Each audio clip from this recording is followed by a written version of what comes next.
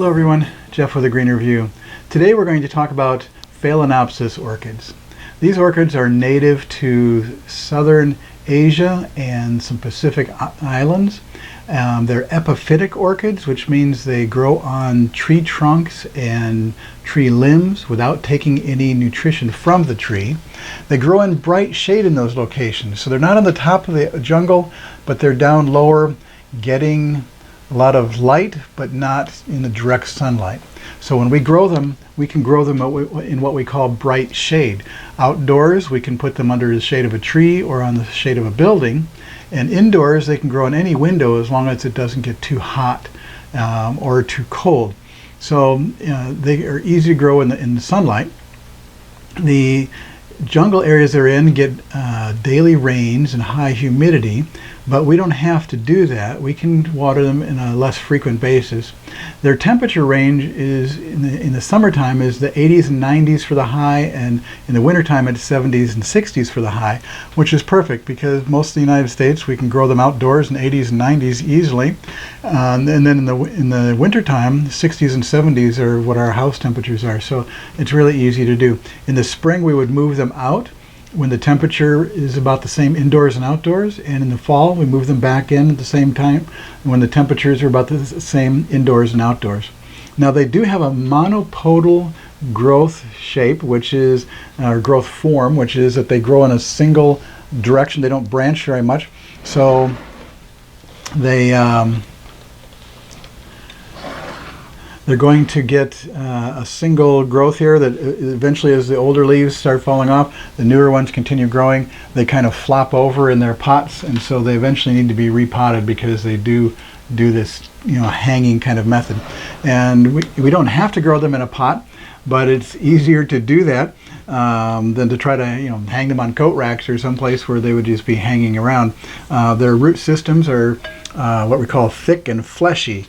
They don't have the root hairs that a lot of our plants do. They absorb water directly in through the sides of these big thick roots, and the roots do store some moisture. The potting medium that we use in these pots is not what we would use for other plants. It's a bark chunk and sphagnum moss mix. Sometimes we'll add perlite or other water holding ingredients, but the bark chunks are in there to be able to make a lot of air space, and the moss is in there to hold a little bit of moisture. So what we can do, and what we do for our orchids, is water them in the wintertime once every 10 days or so, a week to 10 days, by taking these pots, putting them in the sink and soaking them. Then we can let them dry out a little bit over that period of time. So it's very easy to water during the summertime when it's very hot and they might get a little morning sun. We can spray them with the hose, maybe even on a daily basis. Then if you're in a home that has very low humidity, you can mist them if you want to. So they're very easy to take care of. The sunlight, temperature, and water requirements are very easy to maintain. Now, if you want them to rebloom, they go through 3 stages. The first is the vegetative stage. In the summertime, they need to grow leaves. Now, like this plant grew 2 leaves last spring and summer. That's what we want. A lot of times they'll grow 1, but we really want to try and get them to grow 2, because if you look at most of the orchids, most of these Phalaenopsis orchids, you'll see that there are 4 leaves above the growing point for the new flower spike. So they tend to grow several leaves each summer. So if you can get 2 leaves, then each year, then you can continue on with this point being 4 leaves back, and so the flower spike is 4 leaves back down the plant. So if you can get it to grow 3 leaves or 4 leaves during a summer, that's even better. A lot of times you can get more than 1 flower stalk. If you only get it to grow 1 leaf, it might take a couple of years before it flowers. The second stage of the flowering process is a cooling off. So we want them to stay outside in the summertime and through fall. because they go from the hot summer into the cooler fall, September, October weather, where the temperatures are dropping down into the 60s. We don't want them to get down in the 50s, 40s, or 30s. We don't want to be, holding them out there until the last frost, the first frost is coming and everybody has to bring all their houseplants in. These need to be in much longer before that, when the temperatures are the same indoors and outdoors. The third phase of the flowering is the finishing phase, and so indoors, if we can keep them in a cooler room, 65 to 75, they'll put more flowers on the flower spike.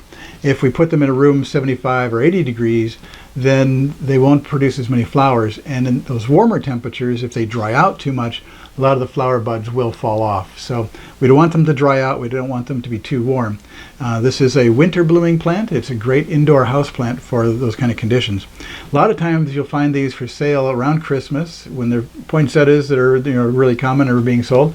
And after Christmas in January, you'll find these for very inexpensive prices. I bought several of these for $5. So it's a great plant to get. Now when you go to buy them, you want to look for a plant that has at least one flower open so you can see whether it's white or purple or spotted or striped, and it's a pretty flower that you like. And that's all the flowers you want to see. Now usually they're going to send the flowers from the greenhouses to the stores with several more flowers in bloom. But what you're looking for is a flower that's in bloom that you can see, and then as many flower buds as possible, because each flower will last several weeks to a month. So the more flower buds you have, the more weeks out that is going to continue blooming. If you find a plant like this one that you like, and all the flowers are in bloom, there aren't any buds, take a look at the ends of the branches and see if there's a swelling that's going to continue growing. In this case, there are 5 of them, and that this plant will continue sending out new flower buds as a second flush of flower buds later on. So even when these flowers are gone, there will still be more flower buds.